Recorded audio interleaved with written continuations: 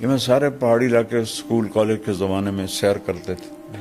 اب یقین مانے بیٹا سڑک بھی نظر نہیں آتی تھی، ایسے ان پر سایہ ہوتا تھا. آرام تک چلے جاؤ، ہوٹل ہی ہوٹل، ہوٹل ہی ہوٹل، ہوٹل ہی ہوٹل. اور جو اوپر جنگل ہیں وہ ٹمبر مافیا نے، رشوت تو سارے ملک کا ہمارا شیوا ہے، جنگل صاف کر دی. بڑا درد ہوتا ہے.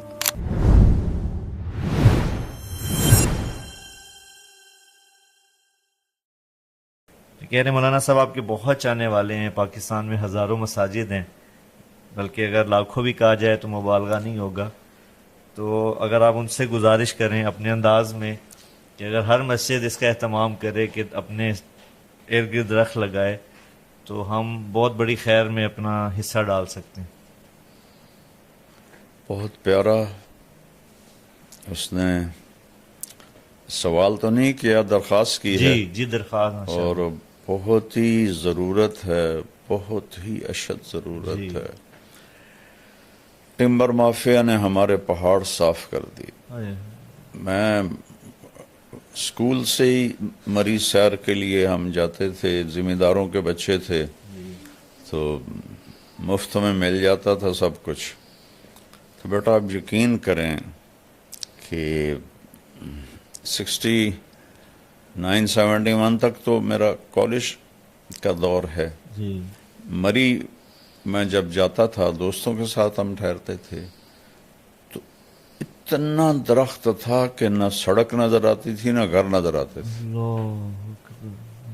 میٹروپول ہوٹل تھا، پوری صاحب رحمۃ اللہ علیہ، وہ گلاب علی چشتی مرحوم میرے بڑے پیارے دوست تھے، ان کے والد سے ان کی دوستی تھی. تو وہ اس کا فلیٹس تھے، اب تو وہ ہوٹل بن گیا. وہ صرف فیملیز کو دیتے تھے.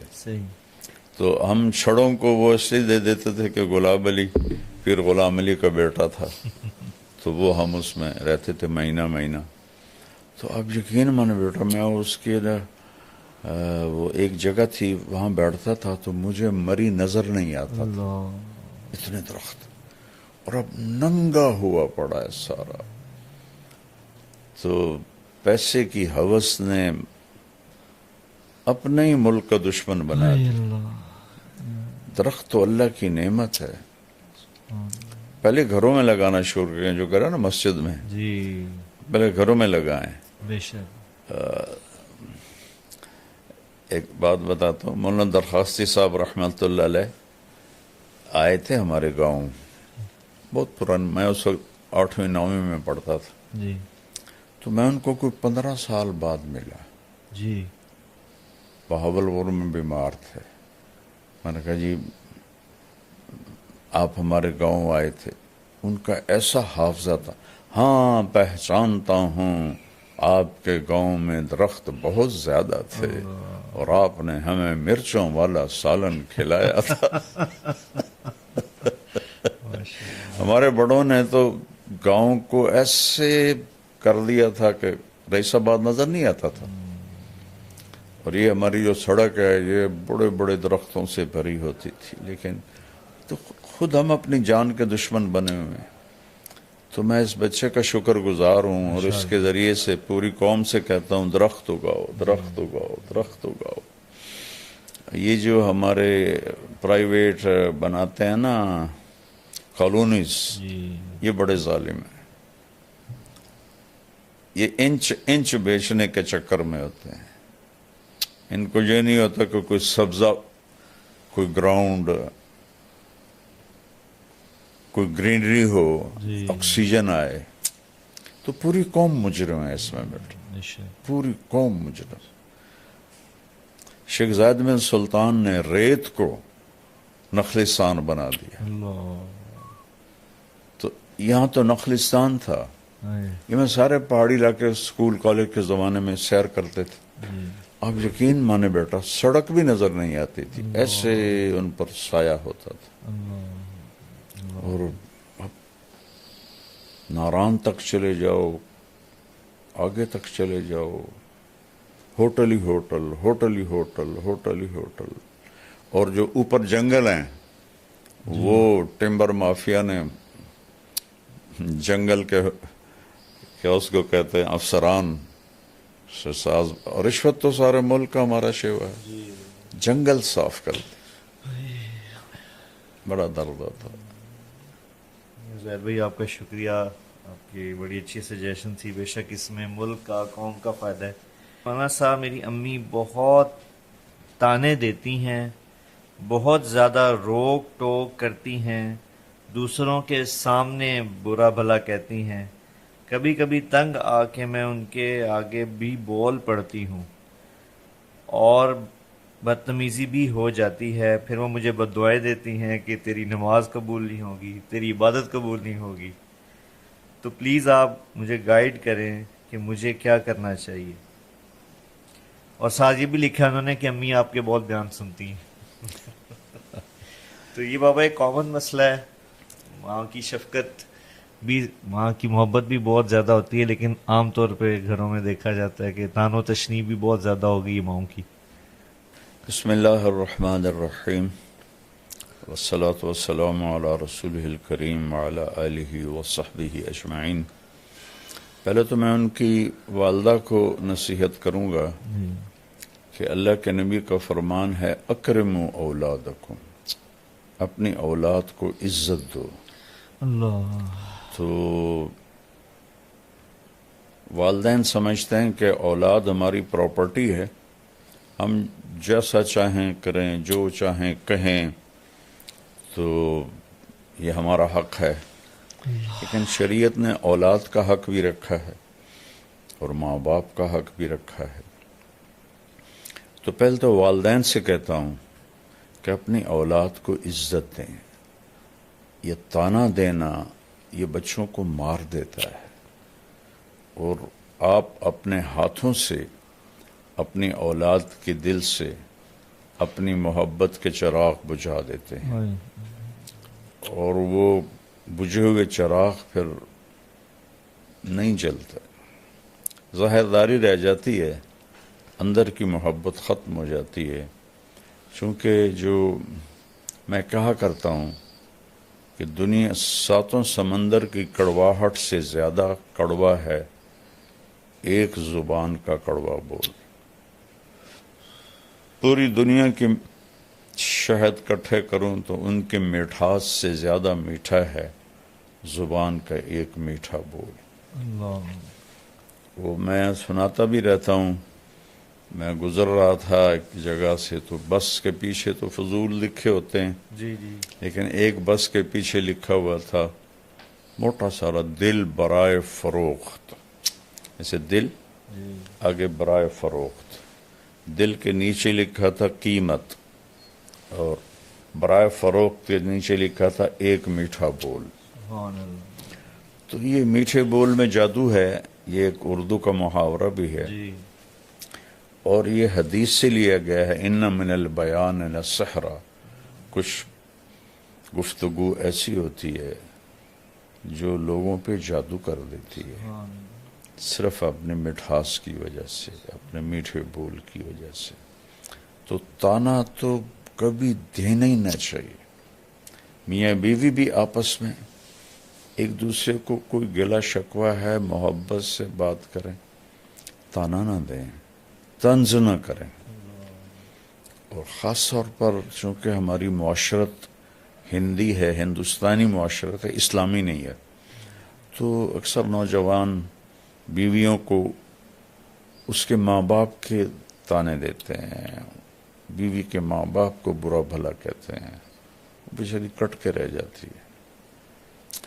بعضی لڑکیاں بھی بہت غلط زبان کی ہوتی ہیں، وہ بھی بہت نقصان پہنچاتی ہیں اپنے آپ کو بھی اور اپنے گھر کو بھی.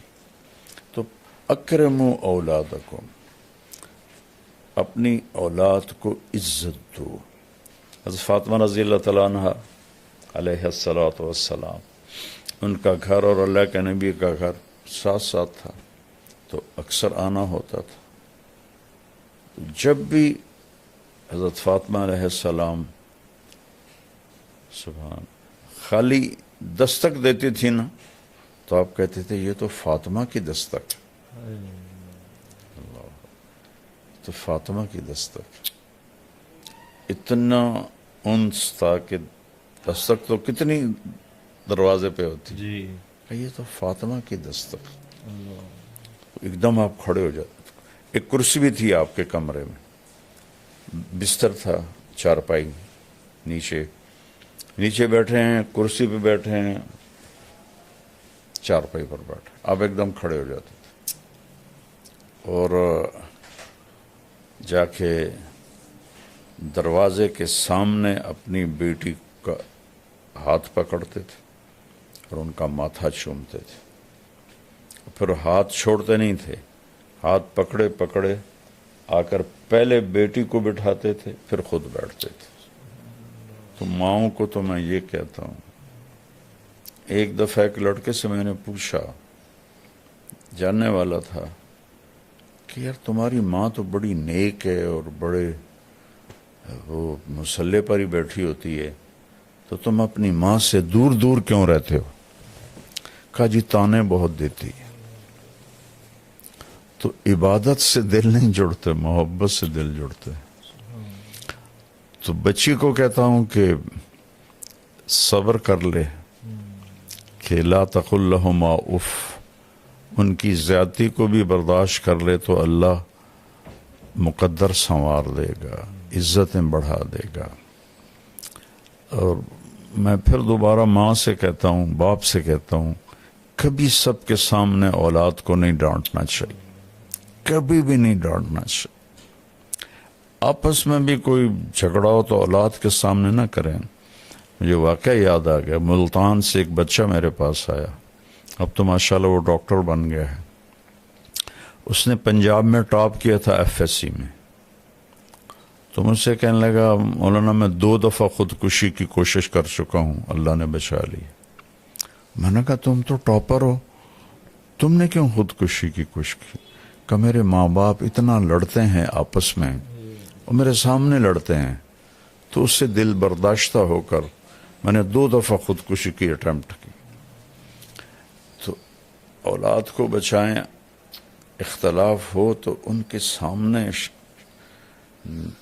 بالکل بھی ایک دوسرے کے ساتھ بدتمیزی نہ کریں، برداشت کریں، الگ کمرے میں بات کر لیں، اور اپنی اولاد کو محبت کا اظہار کریں.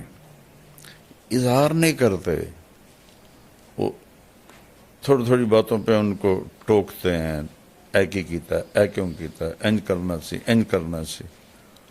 تو وہ کہ روبوٹ تو ہے نہیں کہ بھی ان کو آپ جیسے چاہیں ان کو گھسیٹتے رہیں. تو بیٹی سے بھی کہتا ہوں کہ چپ کر جایا کرے، جواب نہ دیا کرے، چونکہ اللہ کا فرمان ہے لا تقل لہما اف، اف بھی نہ کرو. تو اس لیے صبر کرے تو زیادہ بہتر ہے، اور اللہ سے مانگے کہ اللہ اس کی ماں کا دل نرم کر دے. جی اگلا ہمارے ساتھ کامران بھائی ہیں. یہ کہتے ہیں کہ جی میری درخواست ہے کہ آپ ماشاءاللہ آپ کی جو نصیحت بیانات ہم بہت شوق سے سنتے ہیں، لیکن ایک بڑا اچھا ان کی سجیشن بھی ہے اور گزارش بھی فرما رہے ہیں کہ مولانا آپ کو اسپیشل بچوں کے لیے ایسی اصلاحی بیان کریں جس میں آپ آج کی نسل کے مطابق اردو بولیں. گویا کہ ان کا اشارہ جنزی کی طرف ہے. جی میری اردو تو بڑی سادہ ہوتی ہے. لیکن بابا میں ان کی سجیشن سے اتفاق کرتا ہوں اچھا، کہ واقعی آج کے جو ہمارے بچے ہیں وہ ان کو آپ جب اردو کا مطلب سمجھانا ہوتا ہے تو انگلش کا سہارا لینا پڑتا ہے.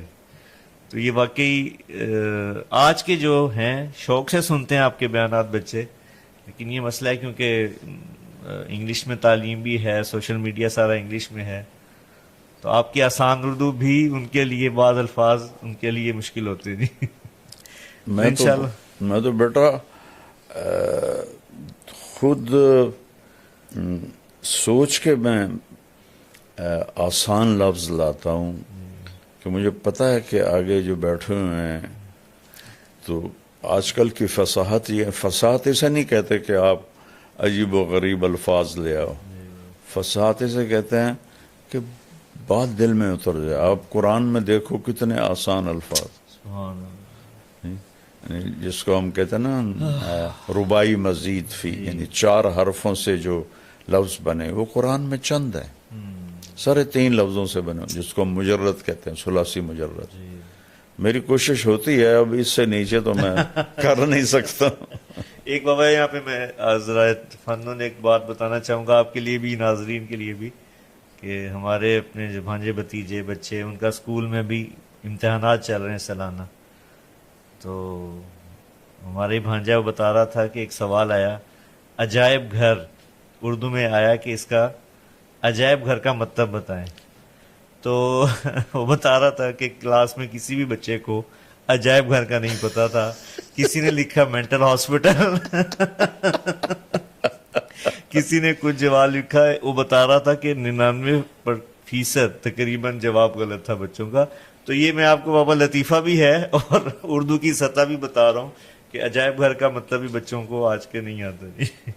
یہ تو ہمارے بیٹے پالیسی بنانے والوں کا ظلم ہے جی جی کہ بھلا کبھی کوئی قوم پرائی زبان پہ بھی ترقی کرتی ہے، یہ غلامی ہے۔ انڈیا، پاکستان، بنگلہ دیش، یہ سب غلامی سے نہیں نکل۔ آج تک ہمارے عدالتوں کی لینگویج انگریزی ہے، بتاؤ۔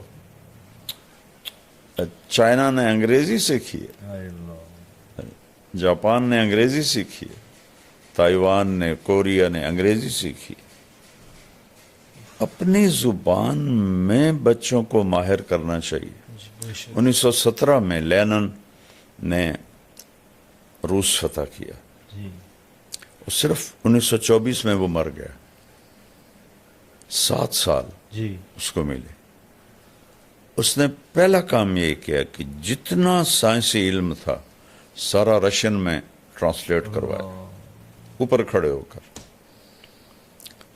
اور پھر اپنے بچوں کو پڑھایا، اور امریکہ کے بعد وہ دوسری ایٹمی طاقت بن گیا۔ تو پہلے آپ انگریزی سیکھو، اردو کو انگریزی میں بدلو، پھر انگریزی کو سمجھو۔ یہ تو بچوں کو مصیبت میں ڈالنے والی بات، لیکن نکار خانے میں طوطی کی کون سنتا ہے۔